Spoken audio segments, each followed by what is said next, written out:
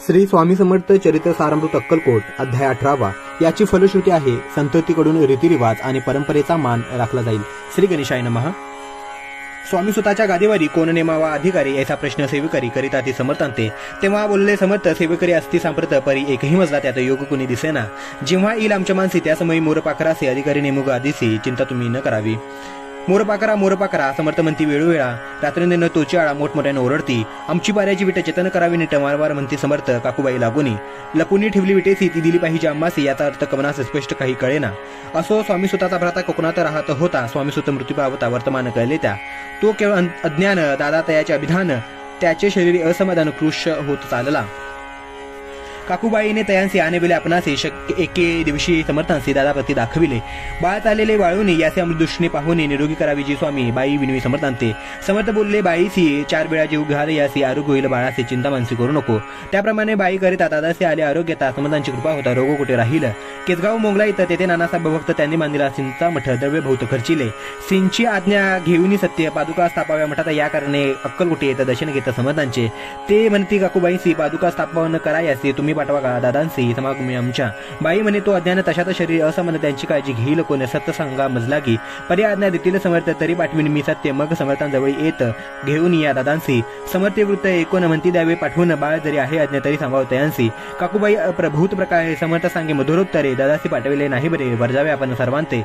समर्थ तीसी बोलले त्यात तुमचे काय गेले आम्हासी सेल जे बोले तेच आम्ही करू की। शेवटी मंडळी सांगती दादासी पाठविले केते प्रति पादुका स्थापन झाल्यावरती दादा आला परतोने। पुढे सेवकऱ्या सांगाती त्यांची मुंबईस पाठविते ब्रह्मचार्यांची आज्ञा करते याची स्थापा गादीवरी। ब्रह्मचारी बुवांजवळी दादासी नेत मंडळी ती समर्थ आज्ञा केली ती सांगितली तत्काळ। दादांसी करुणी गोसावी मुंबईची गादी चालवावी स्वामी सुताची यास द्यावी कफनी झोळी निशान। ब्रह्मचारी दादांसी उपदेशित दिवस निशी गोसावी होऊन गादीसी चालवावे आपण। दादा जरी अज्ञान होता तरी अशा गोष्टी करिता नकारण म्हणीची सर्वता न रुची चित्ता त्याची या परी ब्रह्मचार्यांनी पहिली खटपट करून शेवटी दादांसी मुंबईहून अक्कलकोटा पाठविले। दादाचा घेऊन सत्वरी श्री सन्निध आले टाळ करीत तेव्हा दादा घेऊन तुंबरी भजन करीता आनंदे। समर्थ ऐशा समयासी आज्ञा केली भुजंगाचे घेऊन माझ्या पादुकांसी मस्तकी ठेव दादांच्या। मोर्चेला आणून सत्वरी धरावंती त्यावरी आज्ञेप्रमाणे सेवेकरी करीता ते तैसेच। सिंच्या पादुका शिरी पडता उपरीत झाली त्याच्या चित्ता हृदय प्रकटला ज्ञान सविता आज्ञाने गेले लयाते। दादा भजनी रंगला देवहानी विसरला स्वस्वरूपी लीन झाला सर्व पळाला अहंबा। धन्य गुरुचे महिमान पादुका स्पर्श करून झाले तत्काळ ब्रह्मध्यान काय धन्यता वर्णावी। असो दादांची पाहुणी वृत्ती काकूबाई दत्तकली चित्ती म्हणे समर्थ दादाप्रती वेड खचित लाविले। ती म्हणे जी समर्थ आपण हे काय करिता दादाची या शिरी ठेविता पादुका काय म्हणून। समर्थ बोलले तियसी जे बरे वाटेला आम्हासी तेची करू या सम्यासी व्यत बडबड करू नको। काकूबाई बोले वचन एकासी गोसावी बनवून टाकीले आपणा मारून इतुकेची पुरे झाले। एकूण एशा वचनाला समर्थांसी क्रोध आला घाला म्हणती बाईला खोड्या म्हणजे सत्वर। काकूबाईने एकांत करुणी मांडीला अनर्थ नाना अपशब्द बोलत भाळ फिटीत स्वस्ते। परी समर्थ त्या समी लक्ष तिकडे दिले नाही दादासी बनविले गोसावी कफनी झोडी अर्पिली। दुसऱ्या दिवशी दादांसी समर्थ पाठविते भिक्षेसी ती पाहुनी काकूबाईंची दुःख झाले अपार। लोळे समर्थांच्या चरणावर करुणा बाकी बदर बसली विनवी तसे नाना परी शोक करी अपार। समर्थांसी हसू आले अधिकचे कौतुक मांडिले दादांसी जवळ बोलाविले काय हे सांगितले तयांसी। अनुसया तुझी माता तिजपाशी भिक्षा मागा आता अवश्य म्हणून तत्वता जननी जवळी पातला। ऐसे बाईने पाहून क्रोधाविष्ट अंतकरणी म्हणे तुझे हे करणे लोकाबोधा कारण।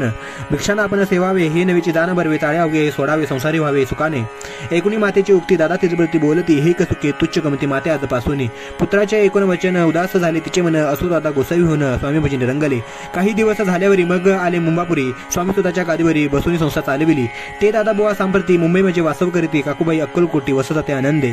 कलियुगी दिवसेंदिवस वाढेल स्वामी महिमा विशेष। ऐसे बोलले स्वामी दास येथे विश्वास धरावा। दोघा बंधूंचे ऐसे वृत्त वर्णिले असे संकलित केला नाही विस्तार येथे सार मात्र घेतले। जैसे श्रेष्ठ स्वामी सुत तैसेची दादाबुवा सत्य भुवरी चकू धारार्थ विष्णुशंकर अवतरले। श्री स्वामी समर्थ चरित्र सारामृत नाना प्रकृत कथा समर्थ सदा प्रेमळ परिस होता 18वा अध्याय गोडा हा। इति श्री स्वामी समर्थ चरित्र सारामृत स्वामी सुत गादीवरी दादाबुवांना बैसिविले नाम अष्टादशोध्यायः श्रीरस्तु शुभम भवन्तु। श्री स्वामी समर्थ।